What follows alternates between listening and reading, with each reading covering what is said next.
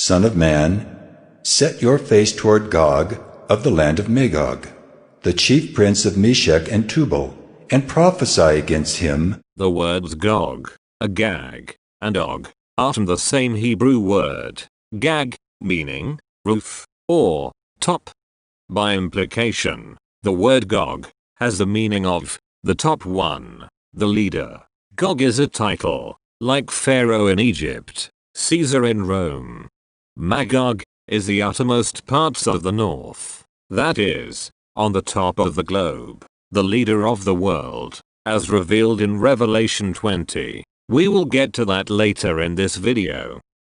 Gog is the prince of Rosh, Meshech, and Tubal. Here is the map of Gog's territory.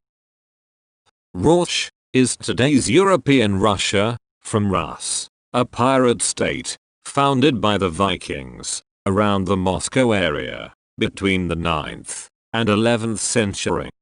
Meshech is a son of Japheth. Jewish tradition puts it on the southwest coast of the Black Sea, but even today, the southern Moscow lowlands have a similar name, Meshcherah. Tubal is another son of Japheth. Jewish tradition identifies Tubal as Tiberini, a people who lived along the east coast of the Black Sea, the territory of today's Georgia. Today's Turkey is the territory of the ancient Hittite Empire, a Canaanite empire. Turkey is not Meshech or Tubal.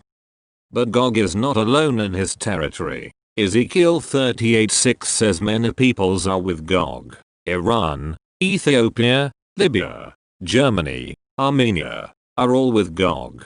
Adolf Hitler and his wild donkey troops, the Free Arab Legion, and its Axis allies, are the type of Gog and his multitude. Interestingly, the Arab flag, designed by a British Jesuit, Mark Sykes, in 1916, contains the 4 colors of the 4 horses in Revelation 6. So, the mystery of lawlessness is already at work, just as 2 Thessalonians 2:7 says. Adolf Hitler, a European white, a son of Japheth, his Axis allies, his volunteer Muslim troops, in World War II, have given us a glimpse of the coming Gog and his armies, which will invade Israel, and sits Gog in the 3rd temple, where Gog will proclaim himself to be God. And when the 1,000 years are ended, Satan will be released from his prison and will come out to deceive the nations that are at the 4 corners of the earth, Gog and Magog, the nations that are at the 4 corners of the earth, Gog and Magog, to gather them for battle. Their number is like the sand of the sea.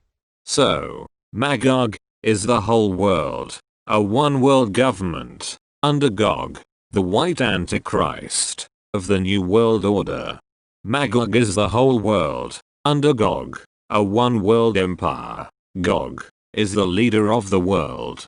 Gog is the Antichrist. There are 2 Magog wars. The Ezekiel Magog War is before Christ's 1,000-year reign. The Revelation Magog War is after his 1,000-year reign. Of the 4 one-world empires prophesied by Daniel, which 2 will make a worldwide Magog war against the Messiah?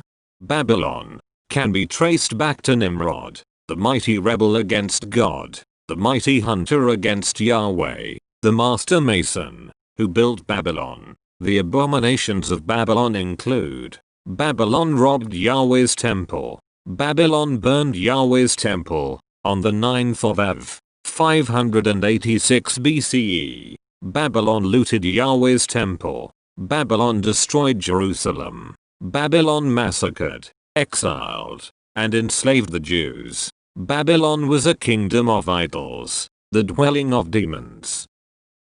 Persia was a satanic empire, used by Yahweh to free the Jews from Babylon, to rebuild Jerusalem and his temple. Persia freed the Jews, not because they loved Yahweh, but they worshipped all the so-called gods of the world. The God of the Jews was merely one of the many gods Cyrus the Great had honored. Persia was strong like a bear, and lustful, like a potent ram. Macedonian Greece is likened to a four-headed leopard, with 4 wings, and a he-goat, with 4 horns, toward the 4 winds of the heavens. Since Alexander the Great, the 4 corners of the world had been Hellenized, and Hellenized again by the Romans, who adopted all the Greek demons as their own. Ancient Greeks were called Aegidi, which means the goat's people, the people of the goat demon, Pan.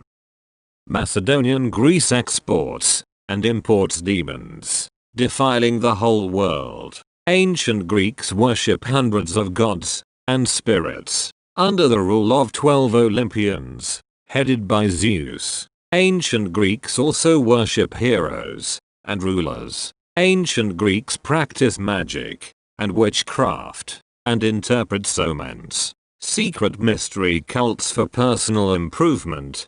Platonism, mysticism, astrology, agnosticism, and atheism were exported to the whole world. Ancient Greeks also import demons from Egypt, Babylon, Assyria, and Tyre. In fact, the name Europe came from a Canaanite woman, Europa, who was abducted and raped by the Greek supreme god, Zeus.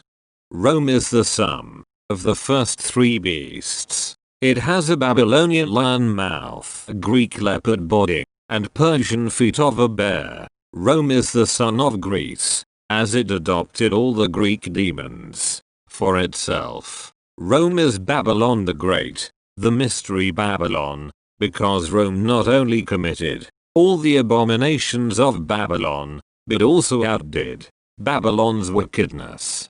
Rome robbed Yahweh's temple. Rome burned Yahweh's temple on the 9th of Av, 70 CE. On the same day, Babylon burned Yahweh's temple and Jerusalem.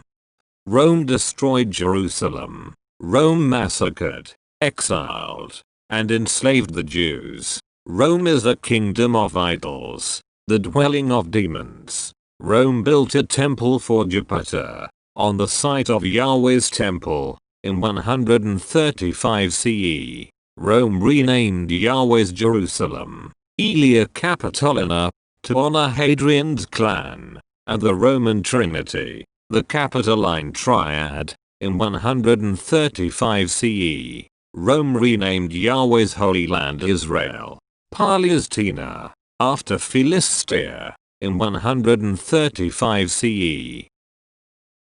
According to Daniel 7, verses 11 and 12, the 4th beast was slain and burned when Christ returns. The first 3 beasts, however, their dominion was taken away, but their lives were extended until Christ's 1,000-year reign is over. When the 1,000 years are over, this legless Magog, man-beast, will follow Satan and war against Yahweh's people and his holy city. But fire from heaven consumed them, and Satan is thrown into hell forever. He who testifies to these things says, Surely I am coming soon. Amen. Come, Lord Jesus. The grace of the Lord Jesus be with all. Amen.